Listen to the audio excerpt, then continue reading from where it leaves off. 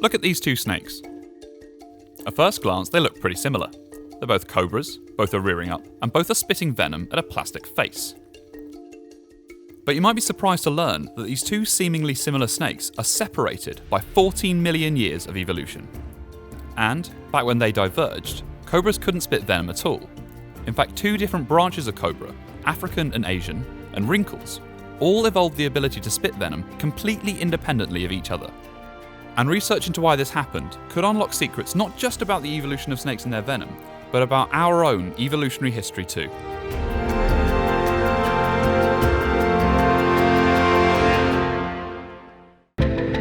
There are more than 2,400 species of venomous snake around the world, with about 400 that pose a threat to humans, and their venom is complex. One bite from a snake like a puff adder or a saw-scaled viper can contain hundreds of different toxins that can affect a bite victim in vastly different ways. Hemotoxins affect blood, cytotoxins and myotoxins destroy cells, muscle and tissue, and neurotoxins stop the function of the central nervous system. However, despite their differences, snake venom has one main purpose. It's a weapon to help these predators catch and kill their prey. But this makes the evolution of venom spitting in cobras a real outlier, and is why scientists like Nick Casewell at the Liverpool School of Tropical Medicine have spent years studying it. Some cobras spit and some don't, but venom spitting is a defense-specific adaptation that is unique in the context of snake venom. This venom spitting enables the snakes to have a long-range mechanism to defend themselves from predators, as opposed to biting. Our project focuses on understanding the origin and evolution of venom spitting in venomous snakes. We're trying to decipher whether the evolution of spitting has caused the evolution of defensive toxins that are unique to spitting cobras, and therefore which will cause different pathologies to people and animals when they're used. Okay, let's go back a couple of steps. Cobras are some of the most iconic snakes in the world, and they have long held an influential position in human culture. In ancient Egypt, the uraeus, a rearing cobra, was the embodiment of the powerful goddess Wadjet, and was worn on the brow of the pharaoh as a symbol of his divine right to rule. In South Asia, cobras were personified as protective deities and feature in early art across the continent, from Cambodia to Thailand, and cobras are still revered in India today. In fact, the Sanskrit word for cobra, naga, gives the cobra genus its name, alongside some famous snakes in popular culture. Cobras are part of the elapid family, along with mambas, kraits, and more than 300 other species of snake. All have short, immovable, and hollow fangs found at the front of their mouths. Elapids are also incredibly venomous. When snakes are ranked by the number of humans that could be killed by one dose of venom, elapids make up 9 of the top 10. Elapids probably separated from other snakes about 40 million years ago. Cobras first evolved in Africa about 11 million years ago, but wouldn't appear in Asia until 6 million years ago. This separation of 5 million years between African and Asian cobras provides scientists with a timeline from which to study the evolution of these snakes. There are around 30 species of cobra in the world today. About half of those can spit venom, plus wrinkles, which are not true cobras and belong to a genus of their own. There are both spitting and non-spitting cobras in Africa and in Asia. But it's the differences in venoms between spitters and non-spitters that could hold the answer to whether the evolution of snake venoms can also be driven by a need to protect themselves. When animals use venom for defense, they usually cause quite extensive pain. And this is because pain is a great deterrent. It's a way of getting an animal to leave you alone and also learn to leave you alone in the future. It's a bit like when you're stung by a bee, it's trying to get you to leave the nest alone. And so what we are investigating with our spitting cobras is whether these venoms also cause extensive pain and inflammation to the eyes of predators in the same way as a bee would cause pain when it stings you.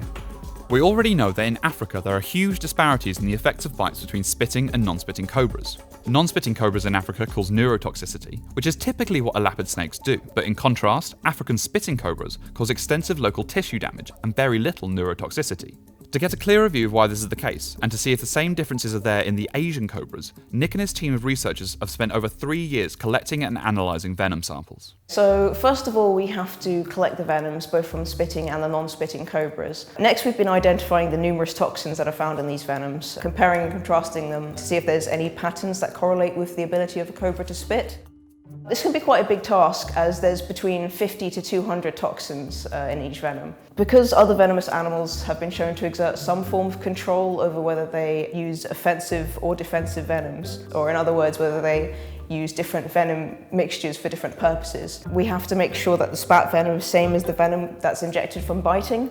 And that's the rationale behind collecting the venoms from individual snakes by prompting them to spit at this perspex face. Cobras won't just spit at anything, they aim for the eyes, hence the perspex face waved in front of them. And they don't aim for where the eyes are. They can track the short-term movements of their targets and, like a marksman shooting clay pigeons, anticipate where the eyes are going to be to maximise their chances of hitting them. In one study, the red spitting cobra had 100% accuracy at spitting, hitting at least one eye every time. And this incredible accuracy suggests that the venom's only really useful if it's hitting somewhere that will cause a lot of damage or a lot of pain. So our next step is that we've got some collaborators in the University of Queensland and we're sending some venoms to them. And they're going to test the venoms on pain receptors. And what we're hoping to see is that the spitting cobra venom will have a larger effect on these pain receptors than the non-spitting cobra venom. This will be quite remarkable because it will be the first evidence of a defensive driver of evolution in snake venoms. We've studied the venoms of 18 spitting and non-spitting cobras and their close relatives, and we found a number of interesting differences between the venoms of those that spit and those that don't. These include toxins that can cause death to cells, so-called cytotoxins, which we find a lot of in the spitting cobras, but much less in those that don't spit their venom. It seems likely that these cytotoxins would cause extensive damage to the eyes, particularly the cornea, like we see in people who've been spat at by cobras. And perhaps by causing this cytotoxic cell death in the eye, these venoms are likely to cause instantaneous pain. What's really interesting is that venom spitting has evolved on 3 independent occasions: in the African spitting cobras, the Asian spitting cobras, and the wrinkles. And this provides us with a comparative framework so that we can compare whether these different lineages of spitting cobra have all evolved the same types of defensive toxins, or whether different lineages of cobras have come up with their own solution for protecting themselves. This is the phylogenetic tree of the elapid family. It shows how each snake species evolved in relation to the others. This branch is Naya, the true cobras. All of these species can rear up and produce a hood when threatened, but only these snakes can spit their venom. These are the African cobras and these are the Asian cobras. And by going back along the tree, we can see where these groups diverged from each other about 11 million years ago. But this is where the tree throws up some surprises. Spitting appears in African cobras first, about 6 to 10 million years ago, but doesn't evolve in Asian cobras for another 4 million years or so. And spitting might have evolved in wrinkles even earlier. They diverged almost 14 million years ago.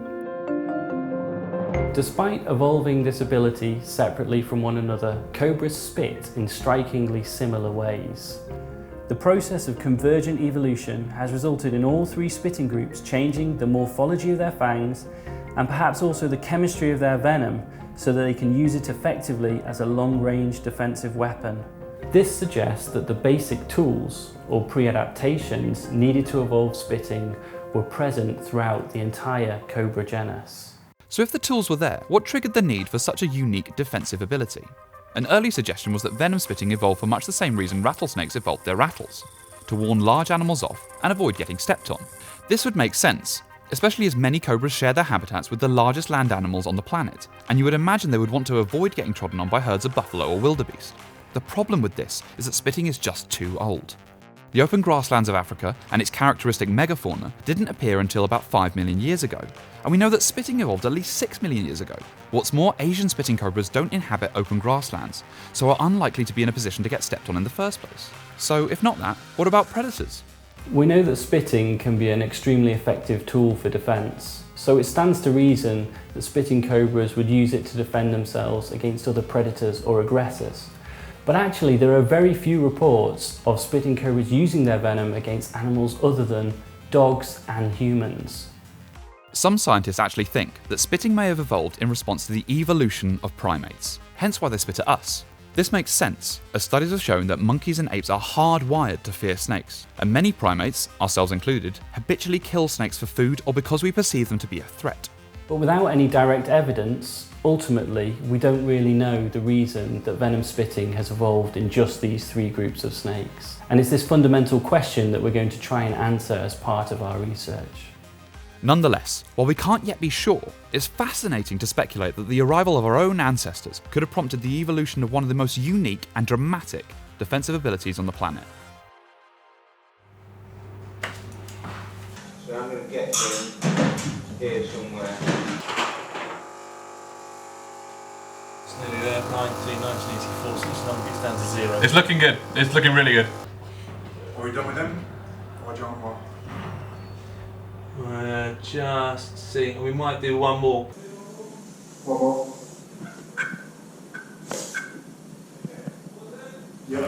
See, that is good. That just there, I think is great. So I mean, HD's into here. Yeah. We happy with that? Yeah. Camera cut.